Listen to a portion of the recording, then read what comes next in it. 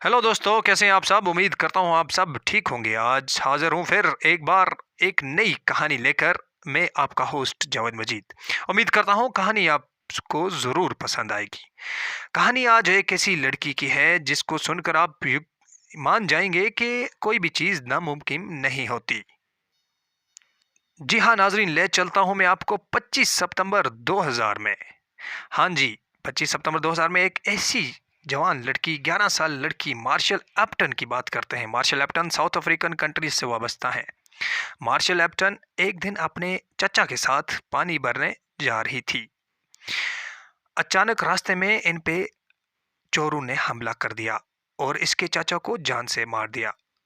Martial चीख पुकार रही है। 11 साल की बच्ची ये वहशत अपनी आंखों से देखकर घबरा गई और भागने की कोशिश कर रही, लेकिन इन गुंडों ने उस पर भी हमला कर दिया। चाकू की वार इसके गले पे की और जिसकी वजह से मार्शल नीचे गिर गई और खुद को फिर से भागने की कोशिश कर रही थी, लेकिन ना भाग सकी और वहां पे बेहोश हो गई।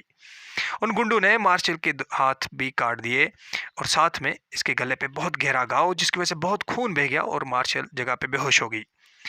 अब मार्शल को बीच में होश आता तो, लेकिन वो इस चीज का बहाना बनाती कि शायद इनको लगे कि मैं मर गई हूँ।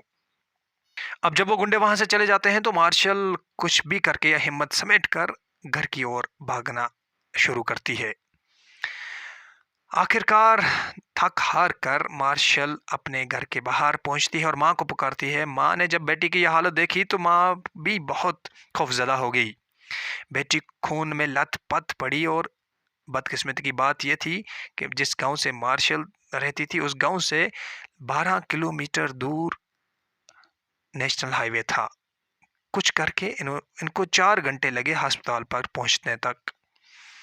और जब डॉक्टर्स के पास पहुंचाया गया तो डॉक्टर्स को यूं लगा जैसे कि मार्शल अभी ही दम तोड़ देगी, लेकिन डॉक्टरों की अथक मेहनत के बावजूद भी 5 घंटे वो इस पर ऑपरेट करते रहे और इसके गले पर, उस घाव पर 25 स्टिच लगे।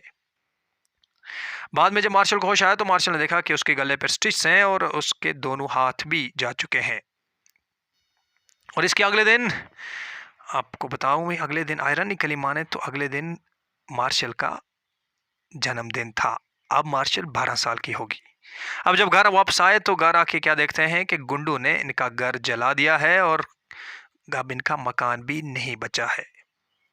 यह हालत देखकर कौन जी सकता है, लेकिन मार्शल बावजूद इसके कि वो अब बैठती नहीं, अब मार्शल भाग रही थी। अब वो जिंदगी के साथ साथ दौड़ लगाए हुए थी।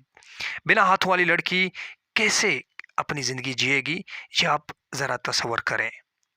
बावजूद इसके कि वो अ, भगवान को, ऊपर वाले को बुरा भला कहती, लेकिन उसने कुछ नहीं कहा। वो कहती कि मुझे हाथों के बगैर रखा, मुझ पे इतने जुल्म क्यों किए। लेकिन आप यकीन नहीं मानेंगे कि यही मार्शल अपने हाथ ना होने के बावजूद भी अपने रिस्ट्स को ऐसे यूज करती थी कि आपका दिमाग सुन्न रह जाएगा। जी हाँ नाजरीन, ये माना गया है कि she was cited the most industrious, best computer and most courteous in school of for crippled children. बिल्कुल आप सही सुन रहे हैं। और ये बताता चलूँ आपको कि मार्शल ने आर्ट्स एंड क्राफ्ट्स में गोल्ड मेडल भी हासिल किया। 2011 में मार्शल ने अपनी एजुकेशन एज ए शेफ पूरा की। जी हाँ नाजरीन, वो शेफ, बिना हाथों वाला शेफ। यही कहते हैं ना कि nothing can stop this young lady from reaching her dreams. जी हाँ नाजरीन, अगर आपके अंदर कुछ करने की चाह है, अगर आप चाहते हैं कि मैं कुछ बनूं, कुछ करूं, उसके लिए सोकर सपने नहीं देखने। सपने देखने हैं तो जागते सपने देखने हैं और उन सपनों को स्वीकार करते हुए देखना है, उन सपनों को आगे लेकर जाना है। यही सबक हमें आज की इस कहानी से मिलता है कि आप जो भी काम करें तो अपनी जी जान से करें। इसके मार्शल की हालत ऐसी थी कि वो बच नहीं सकती थी। जब वो बच गई तो उसके दोनों हाथ नहीं थे। हाथ नहीं थे, उसके बावजूद भी मार्शल को गोल्ड मेडल मिला। मार्शल ने शेफ की डिग्री हासिल की। मार्शल अपने रिस्ट्स का यूज़ कर रही थी। यही चीज़ें कि आपके अंदर कुछ करने की तमन्ना हो तो पूरा नेचर आपका साथ देता है। उम्मीद करता हूँ कहानी आपको पसंद ज़रूर आएगी और आप अपने दोस्तों के साथ भी शेयर करेंगे। Please hit like and share button. मिलते हैं फिर दूसरी कहानी लेकर, तब तक के लिए अल्लाह हाफ़िज़।